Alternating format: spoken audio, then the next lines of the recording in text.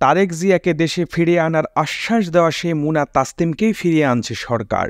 2018 সালের নির্বাচনের পরপরই তারেক জিয়াকে দেশে ফিরিয়ে আনতে কূটনৈতিক লবিং শুরু করে শেখ হাসিনার সরকার। এর অংশ বিশেষ হিসেবে হাসিনার আন্তর্জাতিক বিষয়ক উপদেষ্টা প্রয়াত গওহর রিজভীর সুপারিশে যুক্তরাজ্যে বাংলাদেশের হাই কমিশনার হিসেবে নিয়োগ দেওয়া হয় সাইদা মুনা তাসনিমকে। একই স্বার্থে শর্ত জুড়ে দেওয়া হয়, যেভাবেই হোক তারেক জিয়াকে দেশে ফিরিয়ে আনতে মুনা তাসনিমের সর্বোচ্চ চেষ্টা যাতে থাকে। তাই মুনা নিজে থেকেও সবসময় তারেক জিয়া সহ যুক্তরাজ্যে বসবাস করা বিএনপি নেতাকর্মীদের বিরুদ্ধে নানা মিথ্যা অভিযোগ জমা দিত যুক্তরাজ্য সরকারের কাছে। এমনকি সরাসরি ফোনে সাবেক প্রধানমন্ত্রী শেখ হাসিনাকে তারেক জিয়ার সর্বশেষ আপডেট দিত এই মুনা তাসনিম। শেখ হাসিনা 18 সালের পর থেকে যতবারই রাষ্ট্রীয় সফরে যুক্তরাজ্যে গিয়েছেন ততবারই এই মুনা তাসনিম বিমানবন্দর থেকে রিসিভ করা সহ তারেক ইস্যুতে যুক্তরাজ্যের অভিবাসন নীতি নিয়ে কাজ করা আইনজীবীদের সাথে গোপন বৈঠকের ব্যবস্থা করে দিয়েছিলেন, যাতে করে একটা সুরাহা করা যায় কিভাবে তারেক জিয়াকে দেশে আনা যায়। এ নিয়ে 4 বারেরও বেশিবার বৈঠক করেছেন বলে বিশ্ব বাংলাকে জানিয়েছে যুক্তরাজ্যে বাংলাদেশের হাই কমিশনারে কর্মরত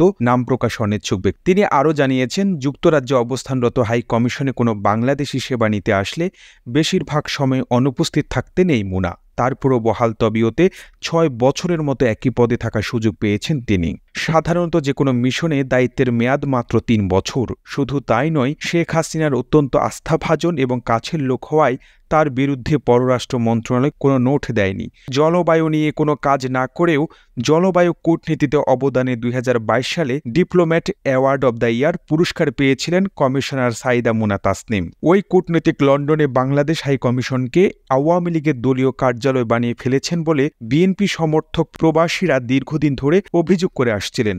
অবশ্য ছাত্র জনতার গণ অভ্যুত্থানে 5 আগস্ট আওয়ামী লীগ সরকারের পতনের পর লন্ডনে বাংলাদেশ হাই কমিশনে গিয়ে বঙ্গবন্ধু শেখ মুজিবুর রহমানের ছবি নামিয়ে ফেলেন বিএনপি জামায়াত সমর্থকরা।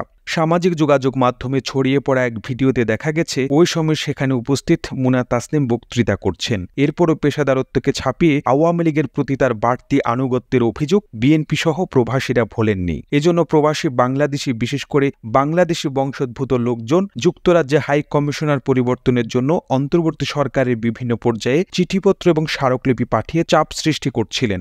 অবশেষে ভাগ্য আর সহায় থাকল না হাসিনার ল্যাসপেন্সার মুনা তাসনিমের। ফিরতে হচ্ছে বাংলাদেশে। গতকাল সন্ধ্যায় পররাষ্ট্র মন্ত্রণালয়ের মহাপরিচালক মোহাম্মদ নাজমুল হক স্বাক্ষরিত এক অফিস আদেশে সাইদা মুনা তাসনিমকে লন্ডনের দায়িত্বভার ত্যাগ করে অনতিবিলম্বে ঢাকায় ফিরতে বলা হয়। যদিও হাসিনায় ক্ষমতা থাকাকালে এই কূটনীতিকের চাকুরির মেয়াদ চলতি বছরের ডিসেম্বরে শেষ হওয়ার কথা রয়েছে, কিন্তু তা আর লন্ডনে বসেই সম্পূর্ণ করতে পারেননি এই মুনা। এমনকি বিএনপি তারেক জিয়াকে দেশে ফেরার যে আশ্বাস দিয়েছিলেন তা সম্পূর্ণ না করেই 3 কর্মদিবসের মধ্যে দেশে ফিরতে হচ্ছে তাকে। সাইদা মুনা বাংলাদেশ পররাষ্ট্র সার্ভিসের 11তম ব্যাচের কর্মকর্তা। তিনি পররাষ্ট্র ক্যাডারে যোগ দেন 1993 সালে। তার গ্রামের বাড়ি চট্টগ্রামের সীতাকুণ্ডে। তিনি থাইল্যান্ডে বাংলাদেশের রাষ্ট্রদূত হিসেবে দায়িত্ব পালন করেছেন।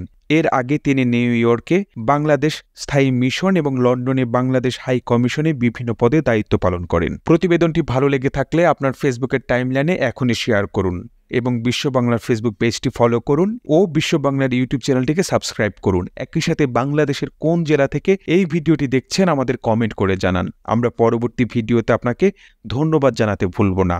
আর এতক্ষণ বিশ্ব বাংলার সাথে থাকার জন্য অসংখ্য ধন্যবাদ।